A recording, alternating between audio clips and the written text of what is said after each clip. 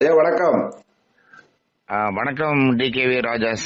வணக்கம் வணக்கம், வணக்கம் சொல்லுங்க. வணக்கம். மல்லரசு நேருடைய நிறுவன தலைவர் மரியாதைக்குரிய சோலை பழனிவேலராஜன் அவர்கள். ஐயா வணக்கம். இன்று சின்ன உடைப்பு கிராம மக்கள் நில ஆக்கிரமிப்பு சம்பந்தமான இடைக்கால தடை விதிப்பு ஒண்ணு வந்திருக்கு. அந்த தடையை நீங்க எப்படியா பாக்குறீங்க? இது எதிர்பார்த்த ஒன்றுதான். அன்னைக்கு நான் மக்களுடன் பேசும்போது சொன்னேன். அதாவது உங்களுக்கான உரிமைகளை நீங்க கேட்கறீங்க, ஆனா அரசு தரப்பு உடனடியாக காலி பண்ண சொல்லுது. இது ஏற்றுக்கொள்ள முடியாத ஒன்று. ஒரு குறிப்பிட்ட காலகட்டம் அவகாசம் கொடுத்திருக்கணும்.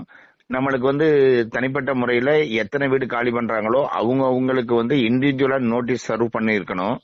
அதை விட்டுட்டு மறு குடி அமர்வுக்கான இடங்கள் தேர்வு செய்யப்பட்டு அனைத்து வசதிகளும் கொண்ட இருப்பிடம் வழங்கப்படுகின்ற பொழுதுதான் அது பூர்த்தியாகப்பட வேண்டும் அப்படின்ற கோரிக்கையை நம்ம ஏற்கனவே சொல்லிக்கிட்டு இருந்தோம். அதுதான் நம்ம இப்ப நீதிமன்றத்தில் வழக்கா பதிவு செய்யப்பட்டு அதன் அடிப்படையில இன்று இடைக்கால மனு அதாவது ஒரு ஸ்டே ஆர்டர் கொடுத்திருக்கிறாங்க. இதனுடைய விரிவான இது 11/12/2024 அன்று ஃபைனல் ஹியரிங் வருதுங்க. நிச்சயமாயா. நோட்டீஸ்ல அதாவது நோட்டீஸை பின்பற்றி ஆக்கிரமிப்புகளை அகற்றலாம் அப்படின்ற மாதிரி இருக்கு. அப்ப இதுவரை நோட்டீஸ் அவங்களுக்கு கொடுக்கல இல்ல, அப்படித்தானே எடுத்துக்கணும் நம்ம? ஆமா, இதுவரை உங்களுக்கு முன்ன அறிவிப்பு எதுவுமே இல்ல. அவங்களுடைய கோரிக்கை என்ன அப்படின்னு சொன்னா, எங்களுக்கு போதுமான கால அவகாசம் வேண்டும் ஒன்று. இரண்டாவதாக அந்த மக்களுக்கு உரிய இழப்பீட்டு தொகை பல மடங்கு கொடுக்கணும். சரிங்களா? அப்ப ஒவ்வொருத்தவங்களுக்கும் வேரியஸான ஒவ்வொரு இடத்துக்கு தகுந்த போல ஏற்ற இறக்கமாக கொடுக்கறாங்க. அது ஒரே அளவாக இருந்தால் மட்டுமே தான் அது சரிப்பட்டு வரும் இல்லையா? அவங்களுக்கு பாத்தீங்கன்னாக்கா அங்க நிலச்சுவார்ந்தார்கள் நிலமாக கொடுக்கின்றார்கள், வீட்டு மனையாக கொடுக்கிறார்கள், வீடு கட்டிய வீடுகளை இடித்து அதையும் ஆக்கிரமிப்பு அல்லது அவர்கள் ஒப்படைக்கிறாங்க அரசுக்கு. அப்ப வருகின்ற பொழுது அவங்களுடைய வாழ்வாதார பிரச்சனையை முழுமையாக பூர்த்தி செய்த பின்னாலதான் அது சரியாக ஏற்றுக்கொள்ள வேண்டும். அதற்கு போதுமான அளவு நிதி ஆதாரங்களையும் அவர்கள் இழப்பீட்டு தொகையாக வழங்க வேண்டும். அப்படி இருந்தால் மட்டும்தானே அது சாத்தியமாகும். அதுதான் அவங்களுடைய கோரிக்கையே. நிலம் கையகப்படுத்துதல் சட்டம் என்னையா சொல்லுது? இல்ல, நிலம் கையகப்படுத்துறது பாத்தீங்கன்னா மத்திய அரசு மாநில அரசுக்கு எங்களுக்கு தேவையான இடங்களை நீங்க பெற்றுத்தரணும்னு சொல்றாங்க.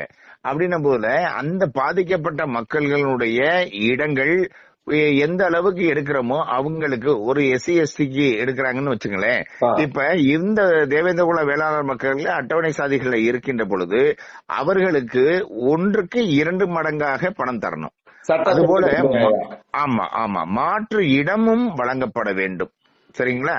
அதே மாதிரி இப்ப பாத்தீங்கன்னாக்கா சமத்துவபுரம் என்று பல்வேறு இடங்கள்ல அதை கட்டுறாங்க. அது போல இவங்களுக்குரிய வாழ்வாதாரத்திற்கு தனியாக ஒரு கிராமத்தையே காலி பண்றாங்கன்னு சொன்னா மறு கிராமத்தை உருவாக்கி கொடுக்க வேண்டியது அரசினுடைய தலையாய கடமை.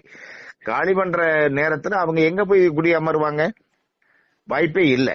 ஆக இவங்களுக்கு இந்த 1 மாத காலம் என்பது போதுமானதாக இல்லை. அது 11/12/2024 வருகின்ற விரிவான விசாரணையில நம்முடைய வாதங்களை எடுத்து வைப்போம்.